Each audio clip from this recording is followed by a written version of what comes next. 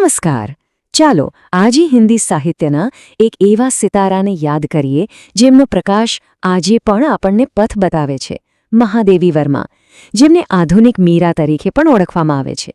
એમની જન્મજયંતિ છે, તો ચાલો એમના આ પ્રેરણાદાયી જીવન અને અમર વારસાને જરા નજીકથી સમજીએ.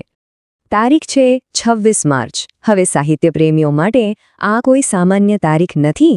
આ તો એક ઉજવણીનો દિવસ છે, કારણ કે આ જ દિવસે એક એવી કવયિત્રીનો જન્મ થયો હતો જેમણે શબ્દોમાં સંવેદનાઓને જીવંત કરી દીધી હતી. પણ જ્યારે આપણે આધુનિક મીરા એવું કહીએ ત્યારે મગજમાં એક સવાલ તો આવે જ કે ભાઈ, કોણ હતા આ મહાદેવી વર્મા અને એમને સદીઓ જૂના મીરાબાઈ સાથે કેમ સરખાવવામાં આવ્યા? ચાલો આ રસપ્રદ ઉપનામ પાછળની આખી વાર્તા જાણીએ. જો મહાદેવી વર્માને બરાબર સમજવા હોય ને, તો આપણે એ સમયના સાહિત્યિક માહોલમાં એક ડૂબકી મારવી પડશે. એ યુગ હતો છાયાવાદનો. હિન્દી કવિતાનો કહી શકાય કે સુવર્ણકાળ હતો એ, જ્યાં લાગણીઓ, પ્રકૃતિ અને રહસ્યવાદનું એક અદ્ભુત મિશ્રણ જોવા મળતું હતું. અને આ જે છાયાવાદ યુગ હતો ને, એ 4 મજબૂત સ્તંભો પર ટકેલો હતો. અને એ 4માંથી એક હતા મહાદેવી વર્મા. મતલબ એમનું સ્થાન માત્ર એક કવયત્રીનું નહોતું, પણ એક એવા યુગ પ્રવર્તકનું હતું જેમણે હિન્દી સાહિત્યને એક નવી જ દિશા આપી. જરા આ ટાઈમલાઈન પર એક નજર કરો. 1907માં એમનો જન્મ થયો અને એમનું જીવન અને એમનું લેખન બધું જ છાયાવાદ યુગ સાથે જાણે એક થઈ ગયું. એમ કહી શકાય કે એમનું જીવન પોતે જ છાયાવાદ યુગની એક ગાથા હતી. તો સવાલ એ થાય કે એમનું એવું તે શું યોગદાન હતું જેણે એમને સાહિત્ય જગતમાં અમર કરી દીધા? એમની કલમમાં એવી તો કઈ તાકાત હતી જે આજે પણ આપણને સ્પર્શી જાય છે. ચાલો એમની રચનાઓના ઊંડાણમાં જઈએ.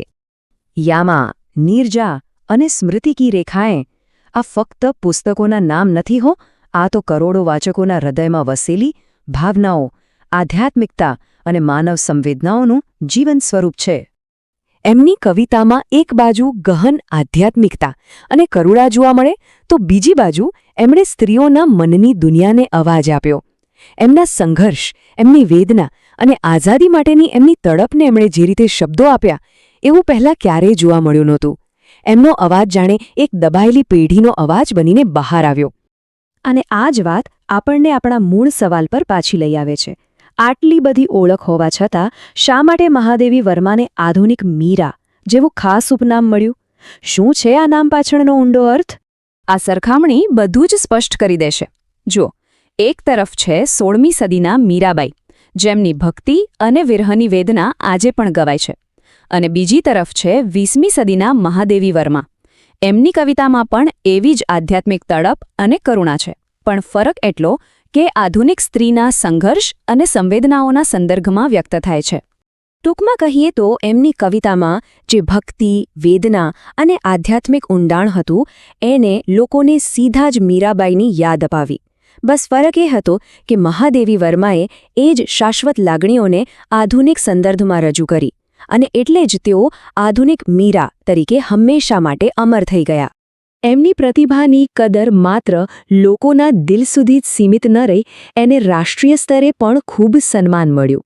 ચાલો એક નજર કરીએ કે એમના વારસાને કયા મોટા સન્માનોથી નવાજવામાં આવ્યો. ભારતીય સાહિત્યમાં એમના અમૂલ્ય યોગદાન માટે એમને જ્ઞાનપીઠ પુરસ્કાર, જે ભારતનો સૌથી મોટો સાહિત્યિક એવોર્ડ છે, અને પદ્મભૂષણ જેવા દેશના સર્વોચ્ચ સન્માનો મળ્યા. આ પુરસ્કારો પોતે જ એમના સાહિત્યિક કદ અને પ્રભાવની સાબિતી છે. પણ સાચું કહું તો એમનો અસલી વારસો આ પુરસ્કારો કરતાં ઘણો મોટો છે.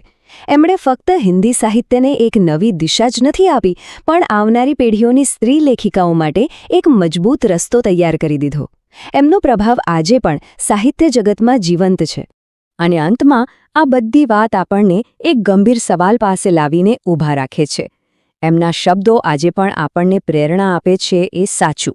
પણ ક્યારે વિચાર્યું છે કે જો મહાદેવી વર્મા જેવા નીડર અને પ્રગતિશીલ અવાજો ન હોત, તો આજનું સાહિત્ય અને સમાજમાં સ્ત્રીઓનું સ્થાન કેવું હોત? બસ આ એક સવાલ જ એમનું મહત્વ સમજાવવા માટે પૂરતો છે.